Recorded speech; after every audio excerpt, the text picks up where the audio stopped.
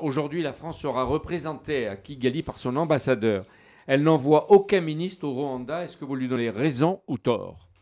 Je lui donnerai raison de n'être représenté que par son ambassadeur et je lui donne tort d'avoir envisagé d'envoyer un ministre, car les incidents qui se produisent étaient prévisibles compte tenu de ce qu'est M. Kagame et de sa pratique constante. C'est-à-dire?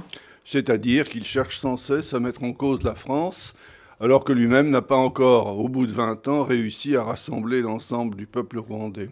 C'est-à-dire les Tutsis et les Hutus. C'est-à-dire les Tutsis et les Hutus. À l'époque, la France a-t-elle été acteur ou complice de la tragédie rwandaise? Est-ce qu'on peut dire la vérité? Mais la vérité, on peut pas la dire, on doit la dire, et elle a été dite à plusieurs reprises.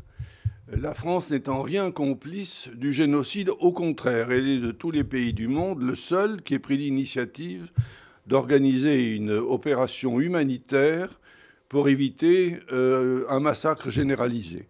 Et cette opération a tout de même permis de sauver quelques dizaines de milliers de vies, ce qui n'est pas grand-chose compte tenu de l'ampleur du génocide.